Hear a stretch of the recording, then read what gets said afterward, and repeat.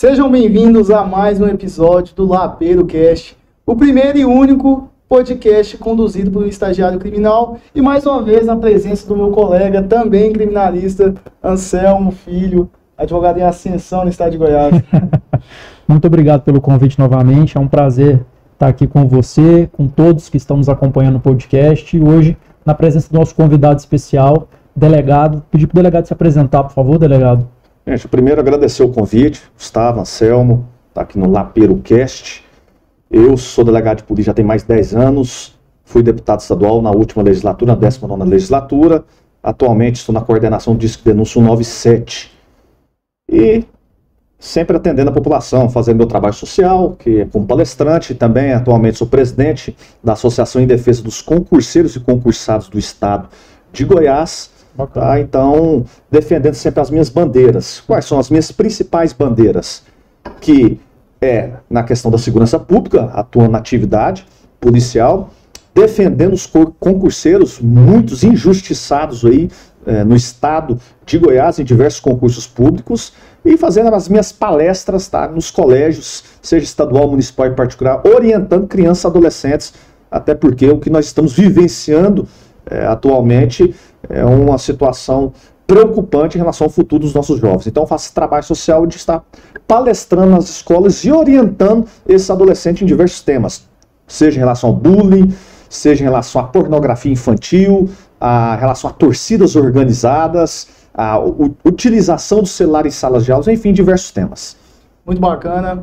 Pessoal, a gente pode partir para um novo modelo do Lapeiro Cast. Agora a gente pré-define os temas que a gente vai conversar com os nossos convidados. E não tem pessoa melhor para falar sobre segurança pública. Quando eu, juntamente com o Anselmo, pensamos no tema, indicaram muito o nome do delegado Humberto. E vamos lá, segurança pública, pessoal. Eu e o Anselmo estamos aí na caminhada. Eu quero ser criminalista, sou estudante, o Anselmo é criminalista. Com certeza, algumas opiniões do Humberto nós não concordaremos, mas nós vivemos num país democrático, respeitamos o Estado Democrático de Direito, e aqui vai ser uma conversa muito saudável, respeitosa. Debater, e, de fato, a gente quis trazer alguém que não concorde com a gente, sim, porque quem está ouvindo visão. Vai ouvir os dois lados, e quem é o protagonista aqui é o Humberto. A gente vai muito mais ouvir do que falar, porque a gente quer ver o ponto de vista dele. Vamos lá, vamos falar sobre criminalidade no Brasil. O Brasil, todo mundo sabe que é um país com uma alta taxa de criminalidade. Eu sempre tenho a curiosidade de, sempre que é lançado uma vez ao ano, acompanho o Anuário Brasileiro de Segurança Pública, e em 2022 o Brasil ele atingiu aí um número de 20% dos homicídios cometidos no mundo ocorrem no nosso país. Nosso país tem uma população que corresponde a apenas 2,7% da população mundial. Então é um número muito alto, dado o número de habitantes que nós temos no país. Por que você acha que o Brasil é um país tão perigoso? Por que tem tantos homicídios no nosso país? E aí, antes de o senhor responder, até faço um adendo. É um dado um pouco anterior, mas segundo informação em 2018, são muitos homicídios, e são muitos homicídios que a gente não consegue levar o criminoso, né, até a justiça. Então, essa última informação que eu tinha lido em 2018 foi pelo Atlas da Segurança Pública, trouxe que pouco mais de 30% dos homicídios são investigados pela Polícia Civil e indiciados, né, encaminhados para que o Ministério Público ofereça denúncia. Então, pegando um gancho na pergunta do Gustavo, qual a sua visão sobre isso, delegado? Nós temos um grande problema que se chama impunidade do Brasil. O que acontece? O cidadão mata, você acabou de falar, nós temos 30% de resolução dos homicídios. Isso é uma vergonha. Se falar isso lá na Europa, é uma vergonha a gente falar que 30% dos homicídios a gente tem a resolução. E o que acontece? O cara quando mata, ou quando está vendendo a droga, ou quando rouba, e ele não tem aplicação da lei penal, o que acontece? Além dele continuar consumando o crime, estimula outras pessoas a cometer crime também. Então, a partir do momento que nós não temos aplicação da lei penal, porque lei nós temos várias. Não adianta falar que não tem lei no Brasil, lei está cheia de lei aí. Nós temos um Código Penal, temos um Código de Processo Penal, leis, a legislação penal então extravagante, leis especiais, um monte. Então nós temos leis. O que acontece? Nós temos a sensação da impunidade. Porque hoje nós estamos tendo furto de celulares. Nós estamos aí numa situação, uma pandemia de furto de celular. Porque o furto de celular, gente, é o seguinte, o ladrão furta e passa numa boca de fumo, pega o dinheiro, meu amigo, quem vai recuperar o celular, mesmo ainda com toda tecnologia avançada? Então a moda agora do ladrão é o furto de celular e fraudes, né, eletrônicas. Hoje é a moda, furto de celular, fraudes eletrônicas. Então o que nós estamos vendo? É a sensação de impunidade. Nós não estamos levando para a cadeia aquele que comete o crime. Exemplo, recentemente, você que é o advogado criminalista sabe muito bem e deve ficar muito feliz nas audiências de custódia, porque sabe que 24 horas lá você vai estar lá com o seu cliente e mais de 80% dos seus clientes vão ser soltos na audiência de custódia. Recentemente, o cara foi preso com 1 quilo de cocaína, 1 quilo, para mim já é o bastante, e foi solto na audiência de custódia, devido a antecedentes bons, enfim, então. Então nós temos mecanismos hoje, mecanismos na legislação, que faz com que nós venhamos a sensação da impunidade. Ponto 1. Vamos falar da Polícia Civil. Mas a Polícia Civil não está investigando direito. Não está investigando direito. Nós não temos efetivo suficiente para isso. Entre em qualquer delegacia hoje. Vai lá. Nós vamos aqui, você que acompanha a delegacia, vai lá, Gustavo, vai entrar na delegacia e vê a situação das delegacias. Esses dias eu visito colegas, eu fico constrangido com os colegas, abarrotado de inquérito. E aí, quando tem um agente, um escrivão, 2 servidores, um estagiário. Como que vai investigar? Aí sabe o que está acontecendo? Esses dias eu visitei um CRAS lá do Fim Social e topei, e lá tem a boca de fumo em frente ao Fim Social, passei lá, tá tudo curtindo, viatura, os caras só, não tem como aqui nós estamos fazendo, na verdade, um trabalho de enxuga-gelo. E, na verdade, a polícia não tem efetivo suficiente. A polícia realmente precisa de uma estruturação melhor. Melhorou? Melhorou. Melhorou hoje, falamos que até uma estrutura, hoje temos viatura, perigoso até mais viatura do que policial. Nós temos viatura, nós temos até uma estrutura, mas nós precisamos, o maior gargalo da polícia é efetivo, é pessoal. É pessoal, nós precisamos de mais policiais civis. Então faz com que isso, quanto mais você demora na investigação, é o seguinte, eu sempre, quando ocorria um homicídio, eu fazia questão de ir no local do crime. Que é coisa quente, você começa com a testemunha, a gente vai, alguém fala, eu sempre investiguei junto com a população. Tá buscando informações. A sociedade me ajudava a investigar. O advogado me ajudava, o conselheiro tutelar me ajudava, o padeiro que estava lá, o morador de rua passava. Então eu conversava com todo. Então, um homicídio, você está no quente, e à medida que mais vai demorando você, mais fica difícil você buscar as provas. Aí você depende de um quebra de sigilos que demora. Aí você vem uma interceptação telefônica que hoje não está valendo nada, ninguém utiliza só do WhatsApp. Então, são situações, nós temos. Então vamos lá. Por que nós estamos nessa criminalidade alta? Primeiro, sensação de impunidade. Nós não estamos punindo a maioria dos criminosos. O cara comete o crime e está na rua. Segundo, o efetivo policial não é condizente com a criminalidade. O crime organizado, como o próprio nome diz, é muito mais organizado que a polícia. Basta você ver lá na favela que o bicho pega. Né? Tem favelas aí do Rio de Janeiro que a polícia não chega para entregar intimação lá não. Não é só via R, tá? A polícia não sobe na favela. Então, nós precisamos estruturar, tá, as polícias. Então, nós temos esses gargalos que faz com que a criminalidade no Brasil continue alta, com homicídios. E homicídios ainda é pesado. Eu estou falando de crime organizado. Estou falando de organizações criminosas que atuam dentro de penitenciárias. Que comandam de lá dentro para mandar roubar, mandar matar, comando o tráfico. Então, nós temos essas situações que me preocupam e eu não vejo, tá? Eu não vejo na atual situação política que nós estamos vendo do governo para buscar uma diminuição. Delegado, continuando nesse tema, você falou muito sobre impunidade. E nós temos entendimento de que, beleza, a polícia está prendendo sim. Na custódia não é tão fácil soltar como as pessoas que não trabalham na defesa acham. Prova disso é que a população carcerária triplicou nos últimos 10 anos e a sensação de insegurança não diminui. Então, aí há indícios de que só prender não resolve. E eu vou finalizar com uma pergunta, porque eu acho que é um dos problemas que não foi citado. Eu queria ver sua opinião. Além da população carcerária ter triplicado nos últimos anos, de acordo com o CNJ, 60% dessa população carcerária são presos temporários que ainda não tem ainda uma sentença condenatória transitada em julgado. Entendeu? Você não acha que a gente está errando na forma de punir? Porque a reincidência no Brasil hoje ela beira ali os 62%. Você não acha que a gente está errando na forma com que a gente está aprendendo e ajolando essas pessoas lá dentro? Porque prisão perpétua não existe no Brasil e de alguma forma eles vão sair de lá. De falar bem a verdade, Gustavo, para mim o que é que se amacetam dentro da cadeia lá, que isso fica em cima do outro. Eu sou muito mais eles lá, né, em cima do outro, que é me roubando minha família, roubando vocês, traficantes, destruindo famílias. Eu não tô nem aí, né? Vocês estão lá com super lotados e tal, não é problema nosso, nós pagamos impostos e caro para isso. Hoje nós temos o Fundo Penitenciário Nacional, que é bilhões que tem lá e faz contingenciamento do dinheiro. Então, essa situação da superlotação não é problema do cidadão aqui fora. O que nós temos que fazer? Nós temos que construir realmente unidades prisionais. O preso tem que cumprir a pena com dignidade, tem que cumprir a pena com dignidade. Mas se no momento ali está falando que não tem a vaga, nós não podemos soltar o ladrão, soltar o traficante falando que não tem vaga. A população não pode pagar isso aqui fora.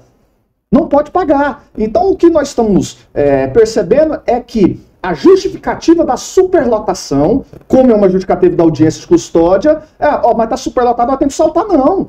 Se está superlotado, nós temos que deixar superlotado, então vamos construir presídios, vamos construir celas, vamos ampliar. Mas eu vou te falar uma coisa aqui, aí eu vou concordar aqui, apesar de eu não concordar com você falando que a audiência de custódia, para mim, solta mais de 80%.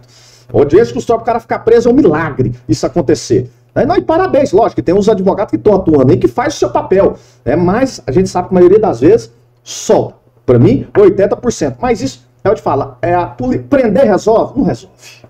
Né? Se resolvesse, nós ia ser o melhor país do mundo, a polícia até prende. Aí eu vou partir para um outro lado.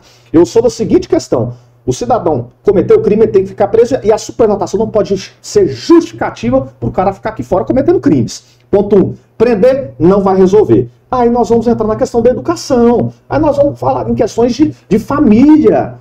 Aí nós vamos falar lá na base, aí nós vamos lá no ensino, quando eu estou dando palestra lá no ensino fundamental, a gente vê adolescentes já batendo cigarro eletrônico, já fazendo memes de professor, já fumando maconha lá fora, uma desestrutura familiar. O que vai desembocar isso daí? Vai desembocar lá na polícia, vai cair lá na delegacia, e vai cair lá na delegacia, o que a polícia vai fazer? Prender, e vai prender, vai jogar na cela, lá tá superlotado, vai...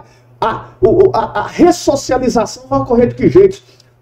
Ressocialização, se ocorrer 10%, tá passando de bom, né, doutor? 10% se houver ressocialização. Na prática. Na prática primeiro, o preso quer trabalhar. Eu já conversei com os presos unidades prisional, perguntei: o que vocês querem? Eu quero trabalhar. O cara nem trabalha.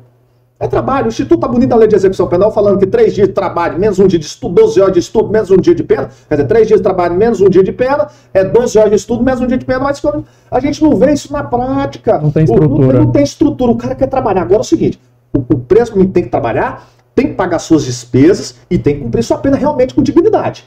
Tem que cumprir. Mas nós não podemos soltar o ladrão, o traficante, o homicida, tá? Com a justificativa de que nós temos uma superlotação carcerária, nós vivemos uma crise, né?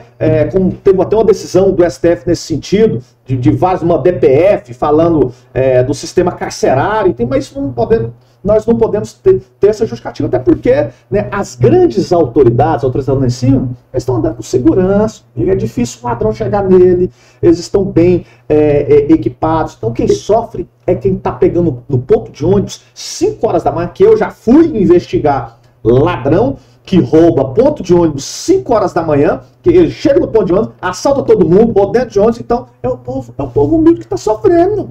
É o povo que está sofrendo. Então, eu estou pensando lá porque eu vivenciei junto com quem foi vítima de crime. Eu já fui nesses locais, eu sei, eu sinto na pele. Falar de um problema quando você não vivenciou, todo mundo fala. Agora, quando você vai lá no local, vai sentir. Quando eu falo do tráfico, que eu já entrei em vários locais, traficante. Os traficantes já justificou para mim porque vende droga, situação, porque eu já vivenciei, eu sei a situação. Então isso me preocupa. Hoje eu estou até muito mais preocupado em orientar as nonossas crianças e os adolescentes para elas não entrar no mundo do crime. Porque se entrar no mundo do crime, doutor, que é o caminho, porque do jeito que tá, não adianta até estar lá na frente, mas o negócio lá na frente já tá pegando, já tá o negócio, já tá bagunçado. Nós temos que atuar muito mais aqui na origem. Então, eu não posso deixar de comentar algumas falas do senhor. Hoje eu estou como vice-presidente jovem da Comissão de Direito Criminal da OAB, e eu sou voluntário na Defensoria da Ativa. Então eu sou nomeado todos os finais de semana para fazer audiência de custódia de forma dativa. E eu falo para o senhor, não é 80%. Talvez pode ser 80% quando os presos têm advogado constituído, quando se trata da custódia aqui em Goiânia, que a Defensoria Dativa, ela atua no interior. Como Goiânia tem Defensoria Pública, a gente não é nomeado aqui. E eu falo para o senhor que é o inverso. A grande maioria fica preso. E aí eu preciso comentar. O senhor falou que nós temos legislação.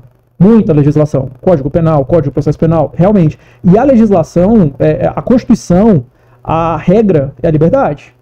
Até que se tenha uma condenação, a regra é a liberdade. Aí nós temos exceções, que são prisão temporária e prisão preventiva. E nós temos requisitos para prisão preventiva.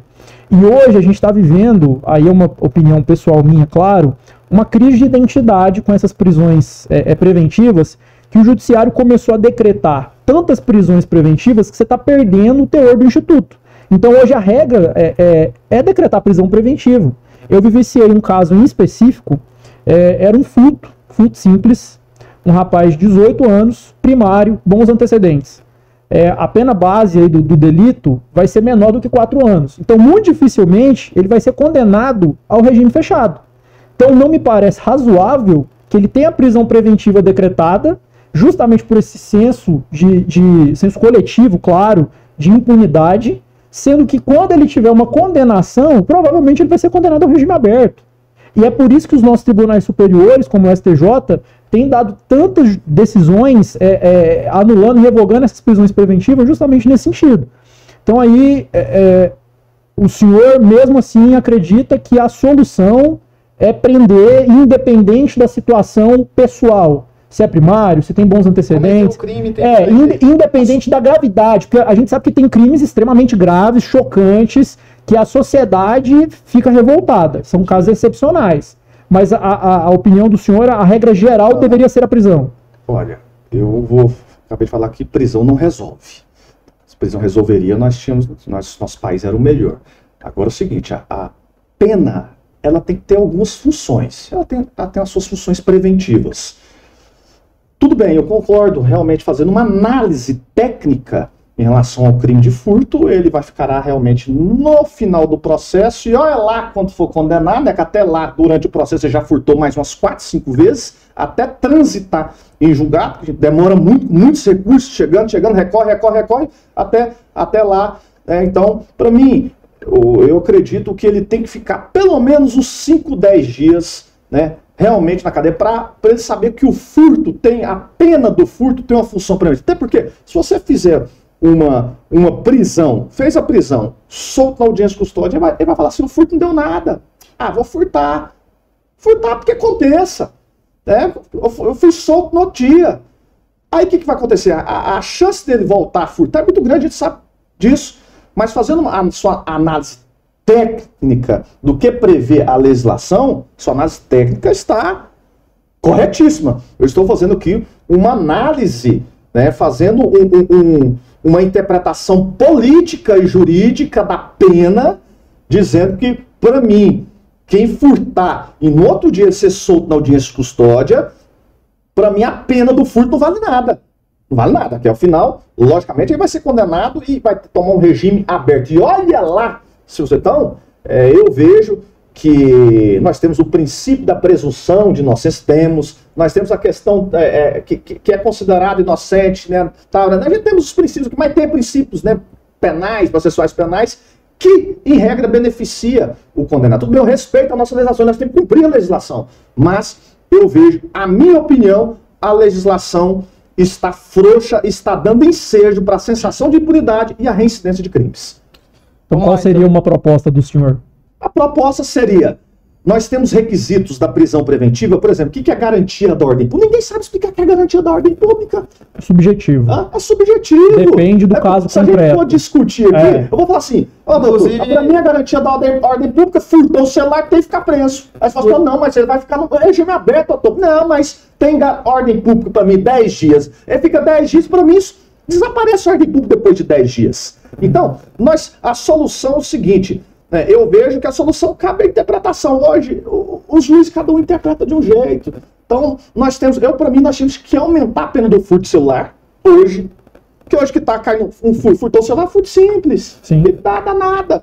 Quando não tem violência, Quando tem grave violência, ameaça. furto. Por exemplo, Sim. igual aumentou a pena dos furtos de semovente, furto de gado, a pena ficou alta, não ficou? Nós temos aí uma garantia da ordem pública já justificada pelo legislador desde o início. Né? Tudo bem. Agora nós precisamos aumentar a pena do furto de celular. Nós temos que acabar com essa história de audiência de custódia, que só serve para ferrar o policial. Eu já tomei umas 10 corregedorias aí de audiência de custódia, doutor.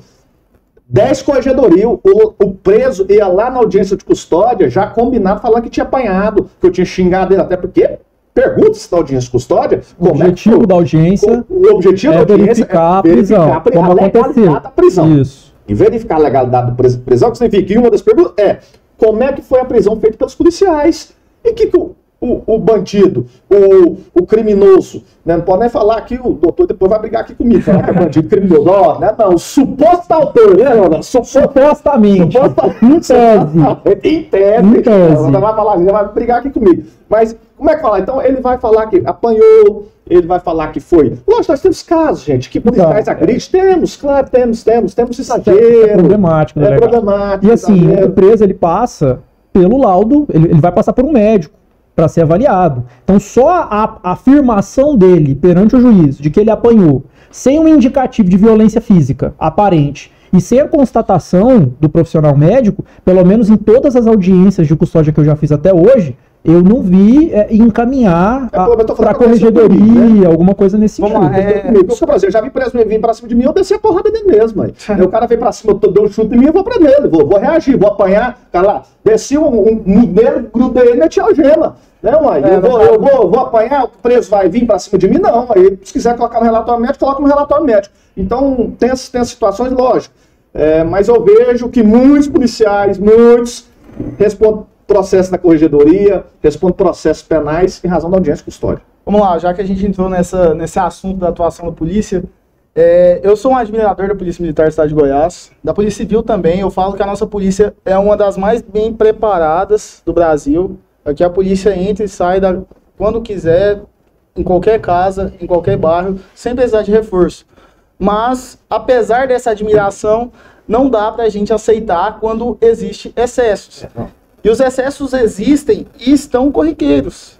A gente vê por vezes, no Mais Goiás, notícias de troca de tiros, que quem tá na defesa, cara... Que não são troca de tiros. Bate o olho e sabe que não são troca de tiros. Não são troca de tiros. E eu falo isso, delegado, porque... E é por isso que eu acho que é importante ter a custódia, assim, porque... A polícia, quando infelizmente... a troca de tiros, só achou no inferno a custódia do cara, né? Porque assim, vamos lá, a custódia vai ser lá. Vamos para números. Inclusive foi um livro que o nosso colega Alan fez. Doutor Alan. Muito bacana. Goiás é o terceiro estado que tem a polícia militar que mais mata no Brasil. A gente está na frente de Rio de Janeiro, que tem uma população maior. A gente está na frente de São Paulo, que é outra capital que tem uma população maior. Rio de Janeiro e São Paulo, inclusive, capitais que têm favelas, inúmeras favelas dominadas por facções fortemente armadas, milícia. E, mesmo assim, nós temos mais fatalidade em intervenções policiais. Proporcionalmente à população do estado. Um dado que o Alan trouxe no livro dele, foi que a taxa de mortalidade em Goiás a cada 100 mil habitantes é de 8,9%, enquanto São Paulo tem a população 7 vezes maior, essa taxa de mortalidade é de 1,98%. E, vamos lá, eu sou a favor da legítima, todo mundo é a favor da legítima defesa. Quando o bandido vai atirar em você, você vai atirar nele. Mas como que você vê esse número tão alto? Goiás, uma cidade que não, por exemplo, Goiânia não tem favela, é uma cidade que não é dominada por facção criminosa. Por que tanto ladrão de celular, cara que furta, morre e troca tiro com rotan fortemente armada? Olha, eu não concordo com exageros, tá? Eu não concordo com nenhum tipo de grupo de extermínio aí. Não concordo. Até porque eu fiz várias prisões, não matei nenhum bandido. Graças a Deus. Não matei nenhum. E fiz várias prisões, viu? Tem quanto tempo de atuação? Mais de 10 anos mais de 10 atividade anos. policial. Não matei nenhum bandido. Graças a Deus. Então, mas já topei com algumas ocorrências que eu chamei a polícia e tudo mais, e teve situação dos policiais militares deparar com situações que houve uma troca de tiros e matou os bandidos. Então, acho que tem casos e casos, é difícil que a gente generalizar, tá? Porque eu já presenciei, já investiguei algumas situações realmente que os bandidos enfrentam ou faz uma menção de arma, ou tá com arma mesmo, ou tá com arma mais. A situação é delicadíssima. Eu acho que tem que ter apuração. Apurar e, se houve excesso, punir os policiais. Esse detalhe é interessante. Apuração. Existem os inquéritos policiais, e nesse livro do Alan, 547 inquéritos foram abertos em desfavor dos policiais, policiais militares, e 98% desses inquéritos foram arquivados. Só entendeu? 4 Teve foram um caso muito recente do nosso colega Emanuel, que inclusive foi sócio do Anselmo, do rapaz que foi morto lá perto do presídio complexo prisional de Aparecida, que por não respeitar a ordem de parada, a suposta ordem de parada, os caras deram um tiro na cabeça do moleque. A polícia penal. Eu não sei qual que é o procedimento, qual que é o POP a ser adotado, mas eu imagino que não respeitou a ordem, se for para dar um tiro, é um tiro no pneu. Entendeu? E era mais um caso que o MP mandou arquivar. Então, assim, eu acho que é perigoso a gente dar esse poder essa todo, licença para matar, e ovacionar essa política de segurança pública como é ovacionada aqui no estado de Goiás. Eu queria ver sua opinião. Eu defendo a polícia, mas repito, eu discordo de qualquer abuso, tá? Eu participei de muitas ocorrências policiais, tudo tem que ser apurado. Agora eu não vou aqui acusar policiais que estavam numa ocorrência, a polícia civil que investigou, e falar que eles estão errados. Eu não posso dar uma opinião, até porque eu não sei como ocorreu os fatos, a investigação. Agora nós temos... Pede o indiciamento, mas o MP pede o arquivamento. Aí, entendeu? Então é difícil a gente entrar no mérito de algumas situações. Até porque o doutor não analisou o caso, caso concreto. Agora, é complicado. Casos bizarros que a gente já vê, percebe, viajou, o cara parou da tiro na cabeça, assim, entendeu? Eu já dei uma ordem de parada, o cara já fez menção para mim, eu já dei um tiro no pneu, isso já aconteceu, tá? Mas acho que isso daí é casos e casos, mas pode ter certeza, lógico que existiu aí alguns abusos, mas o bandido ele não folga, ele tem um respeito, o bandido ele tem um respeito, difícil ele folgar aqui no estado de Goiás, ele respeita a polícia. A gente você não vê, a gente tem um crime organizado aqui, temos o crime organizado aqui. Falar que não tem, aí esses dias eu ouvi, não sei, uma autoridade falando que os roubos diminuíram aqui em Goiás. Mas claro que diminuiu, ué. Os furtos agora estão na internet, mas nas delegacias que você vai ver, 80% das ocorrências são de estelionato, furto mediante fraude. Os caras estão furtando 30, 20 mil, 40 mil, 50 mil. Os caras vão roubar a padaria? Vai roubar supermercado? Claro que não. Golpe da venda intermédia. Golpe do falso empréstimo, do falso do crédito consignado, golpe da mão invisível, golpe não sei o quê, golpe do triângulo lá do carro, que ele engana os duas vítimas. É uma criatividade. Então, os caras estão por conta, é muito mais dinheiro fácil. Dinheiro fácil, rápido, não tem risco. Ainda falando sobre essa temática aqui, delegado, a gente tem no lado da defesa uma sensação de que hoje a polícia militar ela está ocupando um papel que deveria ser da polícia civil. Vou explicar melhor para o senhor. A polícia militar hoje ela começou a investigar, ela começou a apurar, ela começou a prender em flagrante. Dá sentença de morte às vezes. Não vou nem entrar nessa seara, assim. O que eu quero falar de uma forma mais técnica. Você tem, por exemplo, um RAI na onde hoje você tem muita figura da denúncia anônima e dos policiais militares descaracterizados. P2, né? P2, justamente. Então, supostamente, a polícia militar de inteligência recebe uma denúncia anônima e aí vai até a casa de um indivíduo, invade o domicílio e logra êxito em encontrar droga com ele.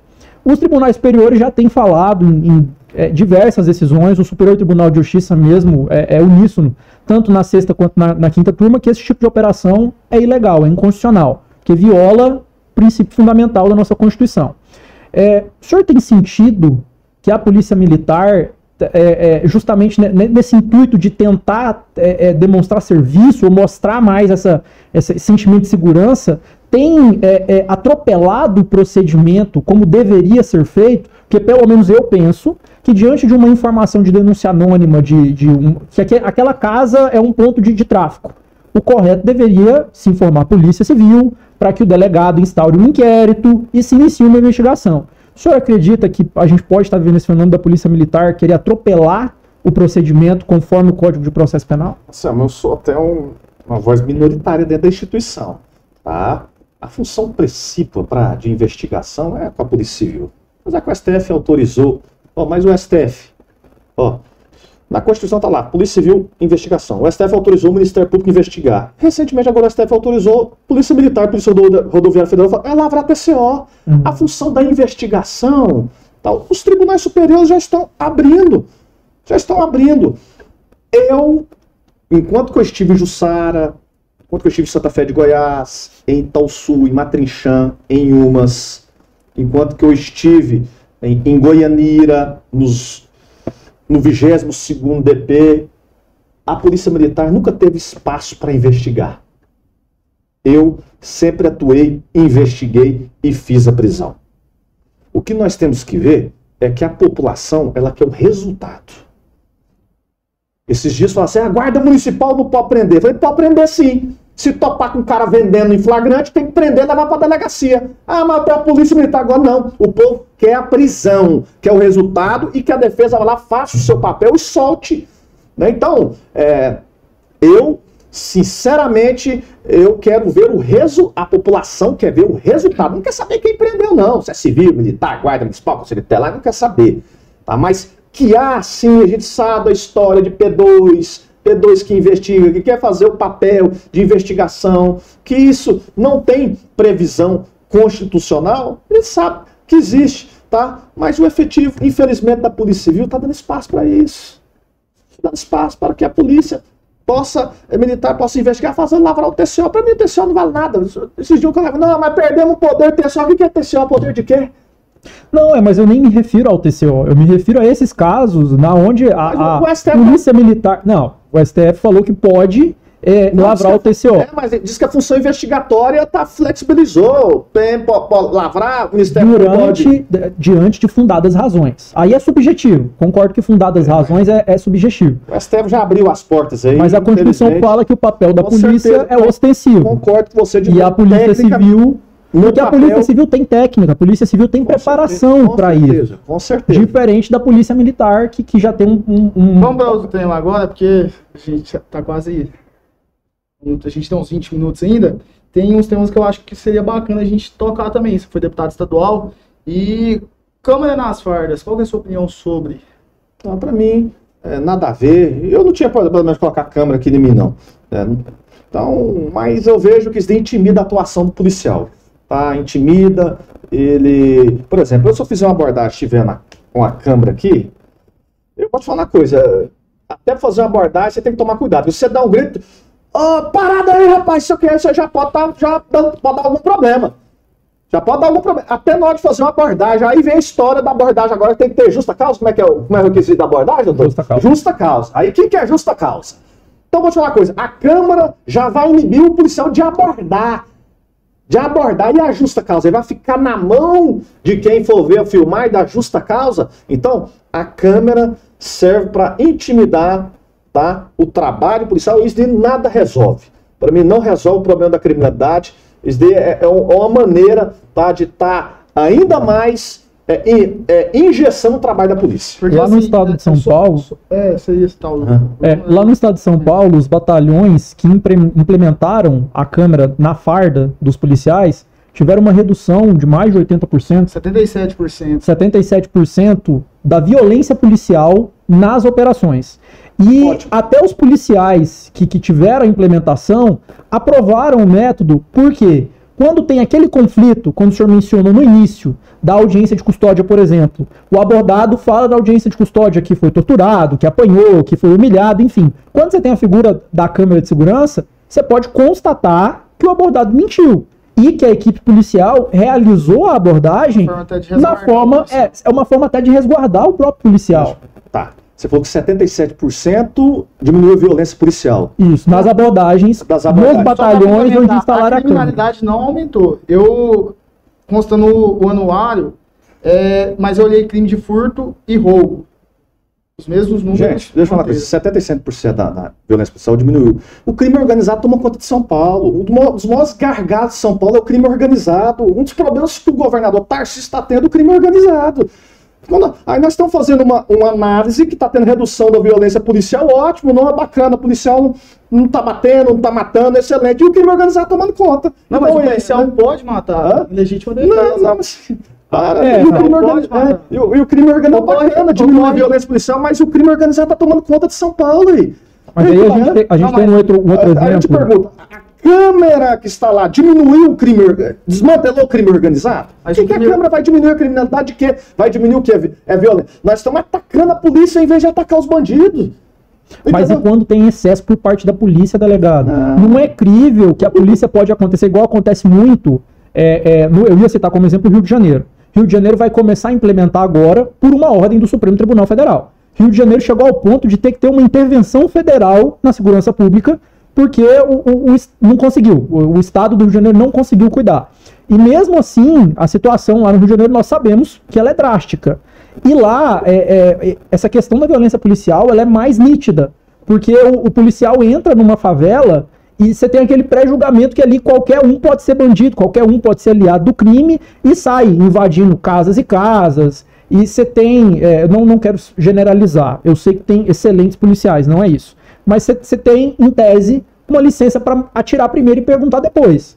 Então, no estado de São Paulo, nos batalhões onde foi implementado, e aqui eu falo para o senhor que a própria polícia que teve essa implementação aprovou a medida. Tanto que o governador Tarcísio, durante a campanha, falou que ia retirar as câmeras. Depois ele voltou atrás e falou, não, vamos debater, vamos conversar, vamos ouvir a polícia. Então, assim, a partir dessa premissa, eu posso estar errado, o senhor me corrige, seria que os fins justificam os meios durante a abordagem policial. Eu não concordo, eu não vejo que câmeras na farda, e olha só que eu já topei muitas situações, para mim câmera na farda irá diminuir o trabalho aí da polícia, irá fazer com que o crime organizado possa atuar com mais força, porque a gente entende como é que funciona. Então, eu não vejo, respeito, né, os dados estatísticos e tal, que diminuiu, mas para mim, né, eu se fosse governador em qualquer outro estado, não aplicaria câmeras, tá, em fardamento. Eu aplicaria outras medidas que concursos públicos. Nossa, tá, isso eu concordo. Nós tínhamos que ter concurso público. Aí depois de uma estruturação, combatendo um crime organizado, tudo aí já é uma outra história. Nós não temos condições de colocar a câmera policial no momento para intimidar o policial. Então eu adotaria outras medidas, como eu acho, prioritárias. Perfeito. Sim, sim. Inclusive, você falou sobre concurso público. O nosso último presidente, Jair Bolsonaro, era um presidente que tinha essa pauta de equipar melhor as nossas polícias, tanto a civil, a militar, a federal, e eu de fato esperava isso. Eu, claro, não votei nele, não sou eleitor, mas eu acho que o policial tem que estar com fuzil, eu acho que o policial tem que estar com colete bacana, tem que estar com a viatura bacana. Um aparato necessário, né, para ele exercer a função dele com qualidade. De forma a segurança, não que ele vai precisar usar, mas se for necessário usar, ele conseguir bater de frente com um criminoso que está fortemente armado, e ele não ter que perder a sua própria vida de graça por falta de investimento do Estado. Você se sente frustrado nesse sentido com esse presidente? Não, o presidente, para mim, ele equipou a Polícia Rodoviária Federal, ele realizou concursos públicos, tá? E fez o papel conforme as suas limitações. A Polícia Civil e Militar, quem tem que mandar recurso ao Estado, e houve dinheiro de federal nesse sentido, é porque as forças nacionais que atuam nos estados foram equipadas. Então, eu não vejo que houve decepção de segurança, até porque a criminalidade durante a gestão Bolsonaro, há números, há estatística, que houve uma diminuição.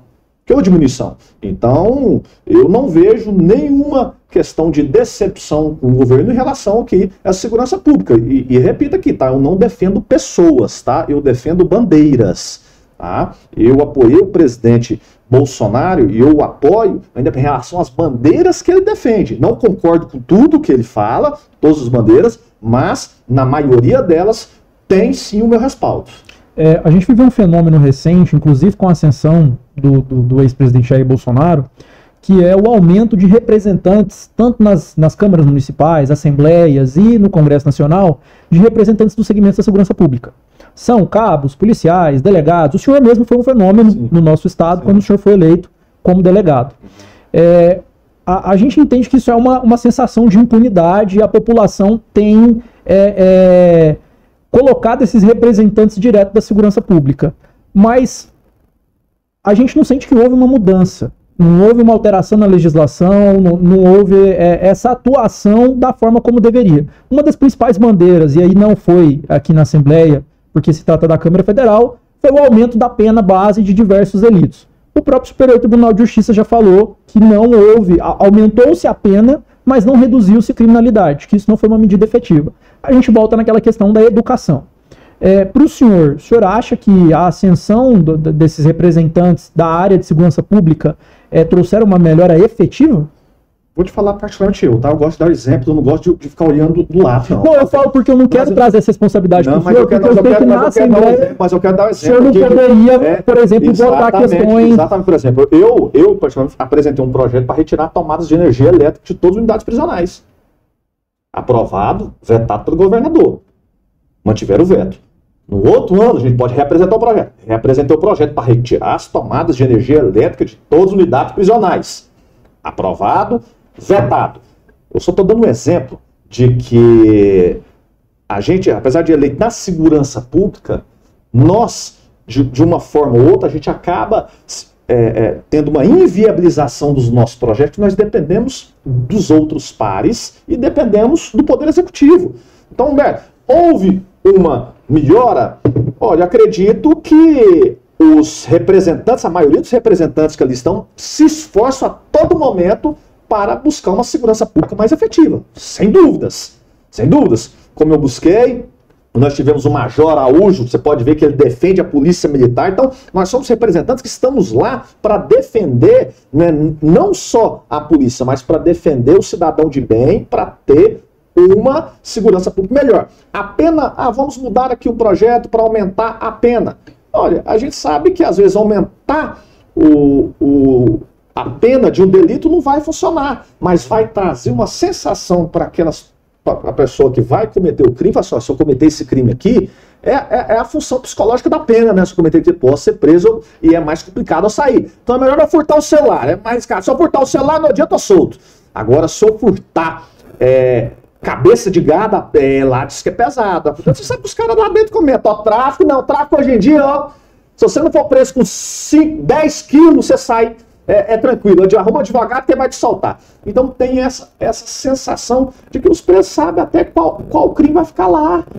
Qual crime vai ficar lá. Então, nós temos, de novo, temos que ter uma legislação, nós já temos uma legislação, eu acredito que seja forte, sim, mas nós temos que atuar lá no sistema penitenciário, nós temos que construir presídios, nós temos que abrir unidades prisionais para ter que o preso, que não haja essa justificativa de soltar o preso em razão da superlotação e voltando de novo na educação. Se nós não educarmos as crianças e adolescentes, nós vamos desembocar lá no final, que é na polícia do sistema carcerário. Aqui no estado de Goiás, a gente está vivendo o segundo mandato do governador Caiado, que tem se posicionado fortemente contra a criminalidade, inclusive tem usado um jargão, ou o bandido muda de Goiás... Muda de emprego. Ou o bandido muda de emprego ou o bandido muda de Goiás. O senhor não compõe a base do governador. Qual é a avaliação, enquanto deputado estadual, durante o exercício do mandato, que o senhor faz sobre as medidas de segurança? Olha, eu vou até me abster dessa pergunta, em razão que eu estou na atividade como delegado, e o secretário de Segurança Pública é meu superior hierárquico. Uhum. Então, eu fazer alguma crítica em relação ao próprio governador secretário, eu posso ter problemas correcionais. Então, eu enquanto parlamentar, me manifesto, mas eu, como delegado da atividade, eu faço, às vezes, uma análise, né, geral, até porque isso pode me dar problema no futuro. Não, claro. Tá? Bacana. Vamos lá, vamos falar de mais um tema que a gente já imagina qual é a resposta do nosso convidado, sobre a política armamentista. Sua opinião, você acha que é um caminho a ser seguido para chegarmos naquela colocação de redução de taxa de criminalidade? O cidadão tem que andar armado? Ajuda a reduzir, sim. Ocorre que nós não podemos ter exageros. Tá? O negócio é que, às vezes, abre uma política e ocorre exageros. Eu sou favorável à política armamentista, sou. Tá? Entretanto, eu vejo que quem tiver a posse de arma de fogo, ok, né, dentro da sua residência, trabalho, já é uma questão, já mais, apesar que agora na Polícia Federal tá negando tudo, tá? Ninguém agora tá posse é a coisa mais difícil que tem. Até pra você comprar a arma já tá negando já.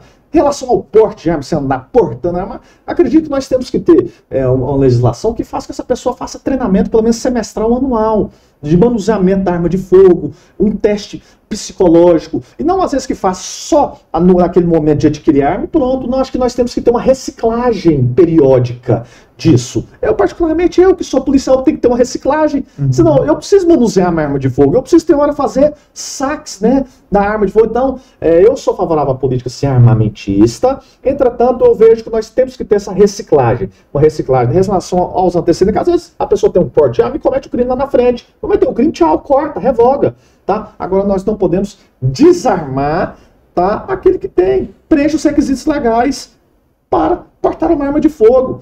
Então eu não vejo, tá, problema nenhum do cidadão que passa todos os testes, que preenche os requisitos legais, porte uma arma de fogo. Então o senhor é favorável tanto a posse quanto a porte. Sou favorável, sem dúvidas. Nesse último governo, último mandato do ex-presidente Jair Bolsonaro, teve uma flexibilização e uma maior política, né, de liberação da posse, pelo menos, de armas, e também vivemos o fenômeno dos CACs, né, dos centros aí de tiro. E hoje tem algumas investigações que mostram que muitas armas que foram encontradas com traficantes ali das facções são armas que foram legalizadas através desses centros aí. Você não acha que seria uma forma de facilitar ainda mais o acesso da arma? Não, sempre a legislação, o cara pega uma brecha. Nós temos casos pontuais de CACs. Ocorre que tem CAC que é bandido, tem juiz que é bandido, tem delegado que é bandido, tem ministro do STF que é bandido. Tem todo lugar, nós temos, infelizmente, gente que não presta, entendeu? E não seria diferente com o CAC. Um CAC que faz parte de uma organização criminosa. O CAC vai comprar as armas, vai vender para o crime organizado, vai passar. Então, isso aí não adianta. Nós temos que conscientizar e punir, né? Nós temos que investigar e pegar os CACs que estão envolvidos, prendê-los, revogar, né, a autorização dos portes naqueles que infringiram a lei. Isso que nós temos que fazer. E não desarmando a população desse jeito. Ô, delegado, para encerrar, você falou inicialmente que as facções criminosas hoje estão muito mais organizadas que o Estado. Em certas ocasiões, questão de armamento, eles estão muito bem equipados. E qual que você acha que é o caminho para a gente tentar, pelo menos, mitigar esse problema? Porque a nossa vontade, é claro que a gente tem opiniões diversas sobre política de segurança pública, mas todo mundo quer um país com taxa de criminalidade baixa, um país seguro. O que a gente pode fazer, cara? Um PCC da vida, um Comando Vermelho da vida, que já não está mais só dentro de um presídio, está inclusive dentro do Estado. Sim. A gente vê poder judiciário, a gente vê policiais envolvidos. Acho que a primeira forma é não eleger representante do crime organizado.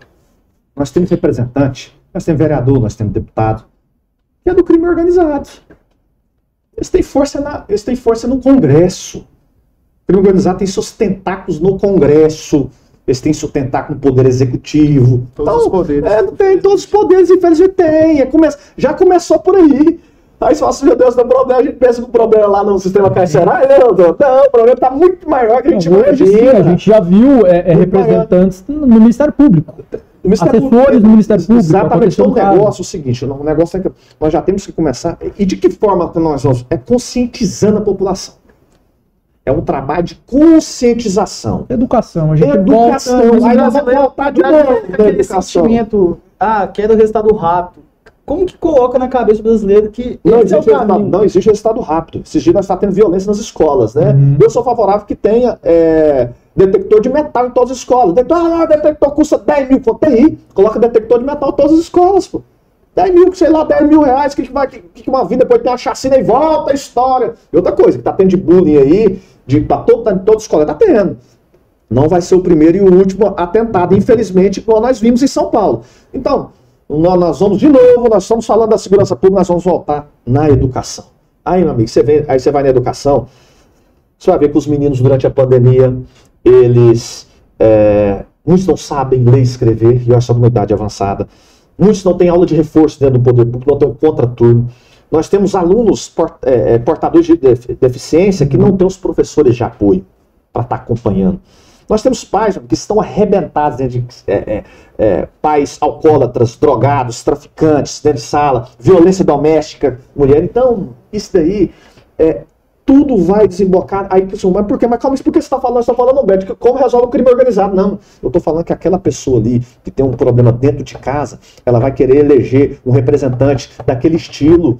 E normalmente o representante daquele estilo é o traficante que está lá, e o traficante quer eleger o cara que ele está passando um dinheiro lá, que é um vereador, um deputado. Aí vai cair lá e vai colocar a gente para representá-los. Então, nós temos aí, fazer um trabalho, isso é um trabalho a longo prazo. Eu sou otimista, é que eu gosto de trabalhar, eu sou otimista. Nós podemos melhorar? Podemos. Mas nós temos que conscientizar a população. Antes de encerrar, eu só preciso fazer uma pergunta. Você sabe que o meu lado político, né, não tem condição. O senhor teve uma atuação marcante enquanto deputado estadual. O senhor tentou o mandato de deputado federal na última eleição. E o senhor pensa em retomar a vida pública? Tem algum projeto para voltar? Primeiro, nós estamos esperando uma decisão aí do STF mês que vem em relação às sobras eleitorais. E caso haja essa procedência, que será julgado no final do mês que vem, eu sou beneficiado aqui no estado de Goiás como deputado federal. Fora isso, nós vamos trabalhar, né? Primeiro, meu foco, delegado de polícia, tá? Vamos promover segurança pública, vamos defender, investigar, tá? E no momento oportuno, que é lá no final do ano, início do ano que vem, eu espero ou disputar a prefeitura de Inhumas, onde eu fui delegado por mais de 7 anos, ou disputar a prefeitura aqui de Goiânia, tá? Então, esses projetos que estão em mente, tudo passa rápido, né? Nós estamos aí já indo pro mês, tá voando. O ano já tá voando. Então, e ano que vem tem eleição. Tá, o ano que vem é eleição. Tá? E quero, né, agradecer, né, que vocês pelo convite aqui, me coloco aqui à disposição, tá? Qualquer ideia, a gente tem que ver. A gente tem que ver o outro lado. Vocês que atuam, você que atua, né, na área criminal, porque é através do seu feedback, através das informações que você me passa, que eu vou buscar uma melhoria. Eu não gosto de ficar só conversando só com o policial, não. Né, pegando por quê? Porque se eu pegar a ideia só de policial, eu vou ter só aquela ideia, não. Porque você fica numa bolha, né? Você fica fechado. Eu gosto de conversar até hora com um ladrão lá. Ele roubou, eu falo assim, por que você roubou? Eu quero saber porque ele roubou. Rapaz, por que esse cara roubou?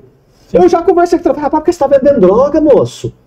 Quando bata, por que você tá batendo na mulher? Eu quero saber dele, porque eu quero ver que problema que é lá pra gente buscar resolver o problema. Nós temos que saber por que o cara tá roubando.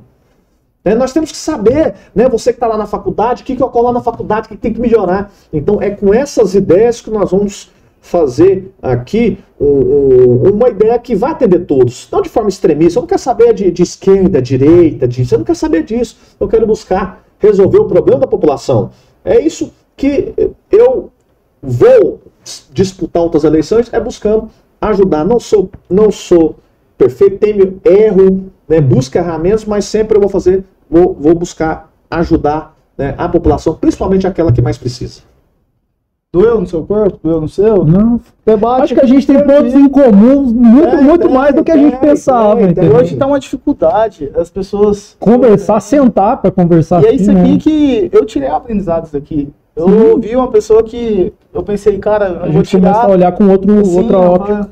É totalmente algo ali que eu não vou concordar com nada, mas isso não existe. E é isso que enriquece e faz o ser humano se tornar um ser humano melhor e, consequentemente, um país melhor. Pessoal, é isso. Muito obrigado.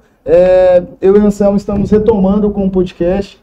Hoje com a presença aqui, deputado, ex-deputado na verdade, mas muito obrigado, delegado Humberto, por ter aceito o convite, ter tirado um tempinho aí dessa rotina, que eu tenho certeza que a agenda é muito cheia. E vai ficar mais cheia ainda, porque quem sabe o homem não vira prefeito aí. Pois é.